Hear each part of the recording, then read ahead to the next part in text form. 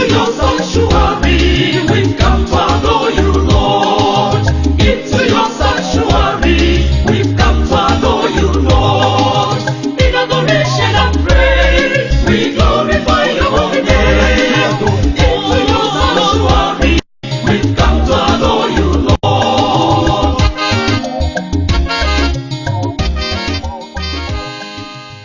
In the name of the Father, and of the Son, and of the Holy Spirit. Amen. May the grace of our Lord Jesus Christ, the love of God, and the communion of the Holy Spirit be with you all. My beloved ones, we are still in the Resurrection Channel. And today we are talking about obedience is the key to God's will. And today the church celebrates St. Paul Miki and his companion, who were massacred, who were killed and tortured and crucified in Nagasaki in Japan.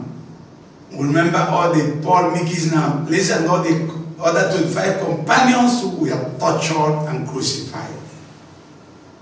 And this will be coming from 1 Kings today, chapter 2, verse 1 to 4, verse 10 to 12. Our gospel message will come from Mark Gospel chapter 6, verse 7 to 13. And responsorial psalm will come from 1 Chronicles chapter 29, verse 12. You can see today that obedience is the key to divine will. We can see today in the gospel message, Jesus called his 12 apostles and began to send them out 2 by 2 in pairs and gave them authority over the unclean spirits. He gave them power and authority over unclean spirits all over the place. And they charged them to take nothing and instructed them on what to do. Take nothing for their journey except a staff. No bread, no bag, no money. Don't carry anything. That's the instruction. If you obey that instruction, you see it happen. And for sure the apostles obeyed him. And he told them, when any house you enter, remain there. Don't leave from house to house. Remain there until you leave that area. And any house or place you go, and they didn't receive you, and they don't want to hear you, dust off the dust on your leg. It will be a testimony for them on the judgment day. They said the apostles obeyed Christ, and when they started preaching, as Christ directed them, they were preaching about repentance. That people should repent and accept the gospel message, which was the message of the Master. Repent. Believe the good news at hand. Believe the good news. The kingdom of God is close at hand. And they went and preached. And we are told they cast out so many demons. They anointed people with oil and healed all of them. You see, because they were obedient to God, because they obeyed the Master, see now is working. See the working that with the Master's work. Because they listened to his instructions and carried out his instructions. They took the discipline and the result came. Many of us are suffering today because we can't take the discipline. We want to do it our own way. We want to disobey the Master. We don't go what God is better. Many of us are failing in our ministry today because we are not obedient to God. We couldn't take instruction from our Master. We think we are doing our own thing. And that's why some of us are strayed away and became, instead of good news but bad news to the whole community, to the world around them. As they begin giving false prophets and begin to do many acrobatic things, thinking that that's the way to go about it. If you're obedient to God, the powers will go with you. If you're obedient to God, the privileges of God will go with you. And now in Hebrews 11 verse 6, he said, without obedience to God, no person can please God. And no promise of God will be your own. So the promise, obedience to God is the key. And obedience to God is holiness of life, purity of intention, and singleness of purpose. That's what obedience to God entails. And the book of Deuteronomy says, when you keep to the commandments of God, you will be blessed. You are going, you are blessed. You are coming, you are blessed. Anything you get yourself will be blessed. And when you keep to the word of God and you're obedient to God, anything you put your hand will succeed. You will be like getting planted by the waterside. I can see Psalm 1, 1 to 3. So God has shown us the way to make it, the way to achieve it. So don't begin to think there's anything you are doing extra. Obedience to God, that will make you a child of God. For all who accepted this word and keep the word are given the privilege to be children of God. As you can see in John chapter 1 verse 12.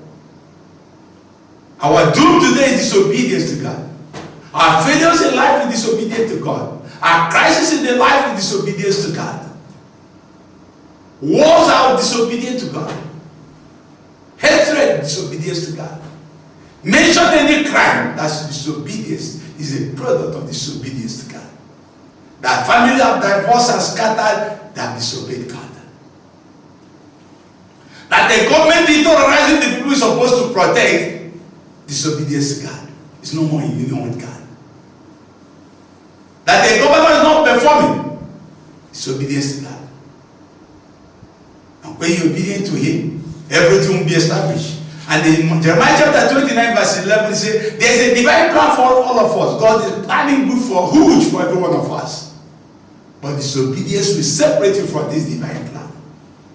And David was trying to draw the curtain on his life. He called his son, my son Solomon, look, be strong and show yourself a man. What makes you strong? Strong integrity of character. That's your strength. And he said, be a man. Walk in the way of the Lord. Keep his statutes. Keep his commandments. Keep his ordinances. His testimonies. And was leading by Moses. He was advising his son, said, there is no other way you can remain in God than keeping these words.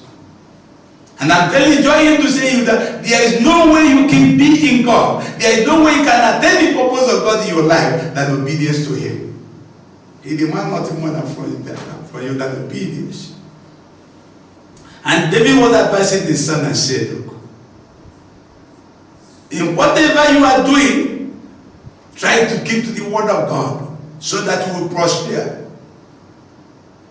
So that you will be established.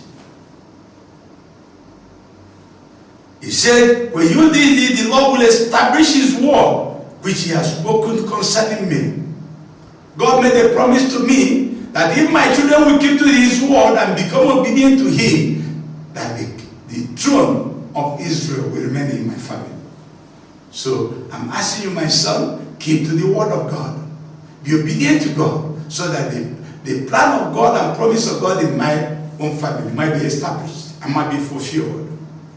Because that was the promise revealed to David and his son revealed to the son. We are told that Solomon took to the advice of the father and his kingdom was established. We can see when you live further, you see where Solomon decided to disobey God. I see what follows. Beginning for yourself. If you're obedient to God, obedient to your family, obedient to your teachers, obedient to your schools, obedient in your working place, you will see you prosper. But disobedience in the family, disobedience in the school, disobedience in working places lands you into trouble. The divine plan will not be fulfilled in your life. If your father plans for you to be a lawyer and you refuse to go to school, how can you be a lawyer? The plan of your father can never be fulfilled. If your mother planned that you should marry a very wealthy person, marry a man of class in the society, and you decided to go wayward, and decided not to take any virtue in your life, you end up in dustbin of a truck pusher or one vagabond. So obedience establishes a nation. Obedience establishes a person. Establishes a family, and that's the key to God's will. Since we have known this, and the psalmist said, "Oh Lord, you rule over all. You are the ruler for everything." So obedience to you is the only answer. May we ask God to give us the grace to be obedient to Him today, so that His divine plan in our life might be fulfilled, taking a step from all who obeyed Him, from the apostles to all the saints, even to His own Son who was obedient unto them. May we be obedient to God, so that we come to His purpose through Christ our Lord.